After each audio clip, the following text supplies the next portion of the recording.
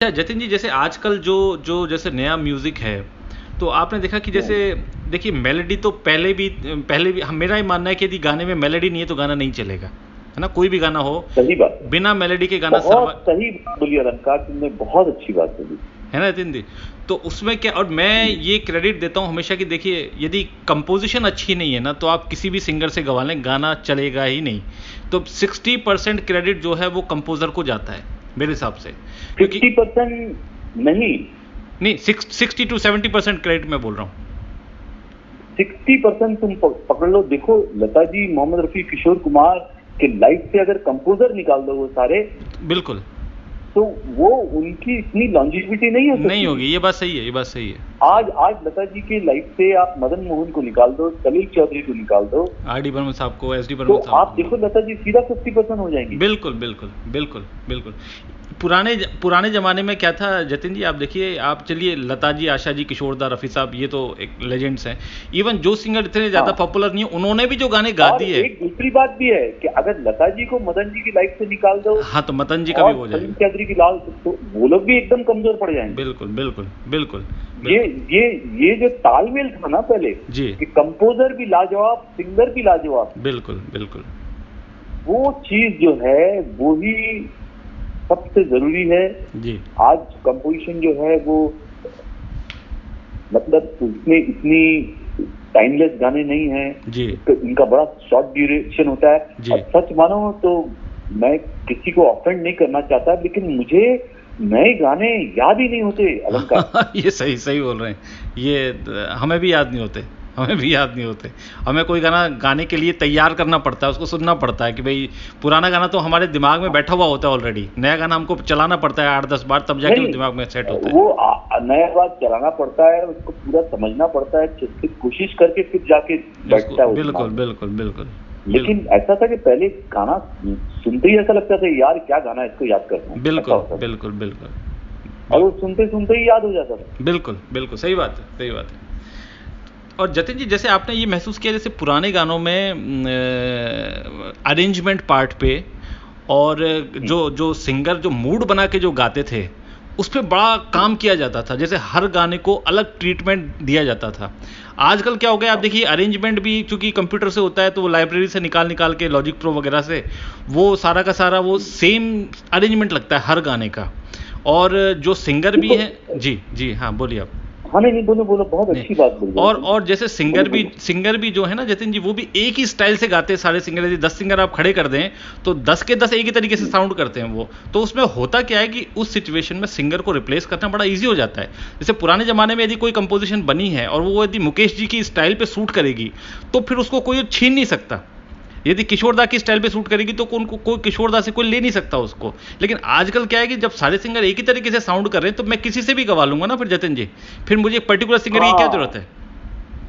सही बोला। देखो अलंकार क्या होता है ना कि एक पुरानी जो रिकॉर्डिंग होती थी ना जी, उसमें एक नेचुरल ह्यूमन एरर होता था। जी जी, और एक नेचुरल लिटेंसी आती थी। जी जी, जैसे पिकअप आया, टिटाक टिटाक डंग टटाक, एक ड्रैग आता था, नेचुरल आता था। जी, और जी, वो सबका साथ में हो जाता था। जी जी, तो उससे क्या था ना कि ह्यूमन फील आता था। बिल्कुल बिल्कुल बिल्कुल। अब क्या है, सारी चीजें जो है, आप ट्रम्पेट बजा रहे हैं तो वो भी 440 में है, आप गा रहे हैं तो उसको भी आपने पूरा 440 में कर लिया है। आप जो फिलअप डाल रहे हैं तो कोई चीज डिट्यून नहीं है। हाँ, बिल्कुल। आपकी सारी 440 में जब सब कुछ हो जाता है ना जी, तो वो आर्टिफिशियल लगने लगता है। हाँ, बिल्कुल। और आपने बीपीएम डाल दिया, जैसे 96 डाल दिया, तो आप कहीं भी जाके उसमें क्वांटाइज कर दिया तो कहीं ड्रैग ही नहीं हो रहा है वो। जी जी, तो उसमें फिर मैकेनिकल फील आने लगती है, बिल्कुल बिल्कुल। उसमें रूदारी निकलने लगती है। आई होप कि तुम समझो मैं क्या बोल रहा हूँ। हाँ जी, नहीं बिल्कुल बिल्कुल, मैं समझ रहा हूँ आपकी बात, बिल्कुल बिल्कुल। क्या होता है कि जैसे अब भी हम इलेक्ट्रॉनिक रिकॉर्डिंग करते हैं तो उसमें जैसे 94 टेम्पो का गाना है जी, तो अब जो भी हम फीड कर रहे हैं 94 में ही हो रहा है, सब वो गा भी 94 में रहे हैं, सारा कुछ परफेक्ट, ऑटो ट्यून करवा दिया गाना। तो सारी चीजें जो है वो उसमें एक ह्यूमन फील कम होते कम जाता हो है, गई, मशीन हो जाती है। बिल्कुल बिल्कुल बिल्कुल बिल्कुल। और ये जो काम है ये ह्यूमन का है, ये दिल से दिल का काम है, मशीन बिल्कुल से मशीन का काम नहीं है। बिल्कुल। अब ये मशीन का काम हो गया है तो मशीनों को समझ में आ रहा है, इंसानों को नहीं आ रहा है। बिल्कुल बिल्कुल बिल्कुल बिल्कुल। अब जो इंसान मशीन की तरह सोचने वाले हैं उनको समझ में आने लगा है। हाँ बिल्कुल। और ये जो इंसान जो दिल से गाना सुनते थे, दिमाग से, दिल से, भगवान ने जो हमारा गला दिया है जी, वो दिल और दिमाग के बीच में इसलिए दिया है कि ये दोनों का संतुलन जो है वो बिल्कुल सही हो। बिल्कुल बिल्कुल, आई एग्री विद यू। अब इसके बीच में अगर आप मशीन डाल देंगे, वो मशीन से ऑटो ट्यून कर रहा है तो उसमें तो एक आर्टिफिशियल एलिमेंट डाल दिया। बिल्कुल। वो उस वक्त तो काम में करेक्ट लगेगा, बिल्कुल, लेकिन वो दिल को नहीं छुएगा। बिल्कुल बिल्कुल बिल्कुल, सही बात है, सही बात है। और इससे क्या होता है जतिन जी, आपने देखा जैसे अब जैसे जैसे मैं तो बॉर्न हुआ 74 में, तो हमारे टाइम में किशोर दा, रफ़ी साहब वो लोग थे, हम उनके गाने सुन सुन के बड़े हुए। उसके बाद फिर 90s में आप लोगों का हमने म्यूज़िक सुना, आप लोगों के गाने सुन सुन के बड़े, उदित जी के, शानू दा के, अलका जी के, है ना, साधना सरगम जी के, अभिजीत जी के। फिर अब आजकल की जो जनरेशन है वो तो अब जो नए सिंगर्स को सुन रही है तो वो इसी को सुन, ऑब्वियसली जो आप सुनते हैं वैसा ही आप गाते हैं, तो इन्होंने सुनाई ये है, तो इनके जब ये नेक्स्ट जनरेशन जो आएगी जतिन जी, ये क्या वैरायटी लाएगी गानों में, तो लाएगी नहीं वैरायटी। क्योंकि जब हमने, चूंकि हमको पता है किशोर दा छूकर मेरे मन को गाते थे, तो वो थोड़ा सा उसको सॉफ्ट करके गाते थे, है ना। जब वो गाते थे कि तेरे चेहरे में वो जादू है, तो थोड़ा सा लाउड उनका थ्रो होता था गाने का, है ना। जब वो प्यार मांगा है तुम्ही से, तो वो थोड़ा सा उसमें रोमांस डाल के, थोड़ा सॉफ्ट करके, कहीं हस्कीनेस डाल के, वो सब करके गाने में वो जान डालते थे। सैड होता था तो उसको अलग तरीके से अटेम्प्ट करते थे। अब यहाँ तो यहाँ जो नए सिंगर्स को मैं देखता हूँ जतिन जी, वो थोड़ा सा एयर ही कर लेते हैं उसको, गाने को आप देखें, और थोड़ा वोकल फ्राई यूज करके, दैट्स इट। चाहे इवन सैड सॉन्ग भी हो ना, उसको भी ऐसे ही गाते हैं। तो उसको भी वो, आपने नोटिस किया हो, सैड सॉन्ग को भी वो सेंशियस नंबर में चेंज कर देते हैं। तो ये अभी क्या होता है देखो, अभी ऐसा होता है ना अलंकार, में तुम्हें बताता हूँ जी। जैसे एक सिंगर गा रहा है जी आजकल के गाने, अब उसको कहीं सॉफ्ट करना है तो ये लोग कंप्यूटर में ना वो पोर्शन सिलेक्ट करके उसका वॉल्यूम कम करते हैं। अच्छा अच्छा अच्छा अच्छा अच्छा, ओके ओके ओके। तो वो वॉल्यूम कम हो गया है, लेकिन उसका फील तो वही रहा है जो उसमें गाया है। बिल्कुल बिल्कुल। पहले क्या होता था कि अब यहाँ सॉफ्ट गाना है तो वो सिंगर खुद करता है। हाँ बिल्कुल। तो वो जो सोर्स ही कम करता है। हाँ। अब सोर्स तो जी, तो उसमें फर्क तो आएगा ही। बिल्कुल। ह्यूमन, अब जैसे किशोर एक गाना गाते थे जी, तो वो शुरू से लेकर एंड तक वो खुद ही गा रहे हैं, तो उनको ये पता है कि ये जगहें मैंने पहले ले ली है, तो अब मुझे ये नहीं, यहाँ नहीं लेनी है, यहाँ मुझे थोड़ा वेरिएशन लाया है गाना है। और वो गाना पूरा उनके दिल में और दिमाग में पूरा उतरा हुआ होता है। बिल्कुल। मैंने कैसे गाया, तो वो इसमें उसमें एक परफेक्ट फीलिंग आती है, बिल्कुल, जो कि मिसिंग है। बिल्कुल बिल्कुल। और दूसरी सबसे बड़ी बात जी, आजकल जो है अलंकार डायरेक्टर क्या करता है कि एक गाना 10 सिंगर के यहाँ बेचता है। हाँ हाँ बिल्कुल। अब तो 10 सिंगर के यहाँ बेचा है, उसमें बड़ी पिक्चर का गाना है, तो अब वो 10 सिंगर अपने अपने सेटअप में, अपने अपने घर में अपने हिसाब से गाते हैं। जी जी जी।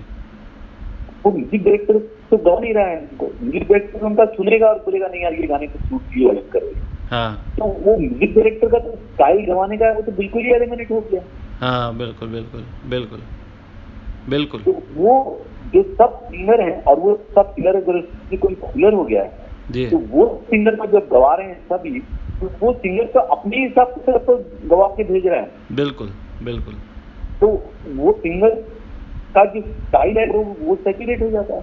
बिल्कुल बिल्कुल बिल्कुल बिल्कुल। पहले क्या होता है, आप सलील चौधरी गवा रहे हैं, या आर डी बर्मन साहब गवा रहे हैं, या लक्ष्मीकांत जी गवा रहे हैं, या मदन जी गवा रहे हैं जी, या शंकर जयकिशन गवा रहे हैं जी, तो वो उनका अपना स्टाइल होता है गवाने का। जी, और सिंगर भी मेंटली आता है कि मैं आज शंकर जयकिशन का गाना गा रहा हूँ जी, तो उनको उस हिसाब से गाना पड़ता था। तो वो डायरेक्टर का एक स्टाइल रजिस्टर होता था।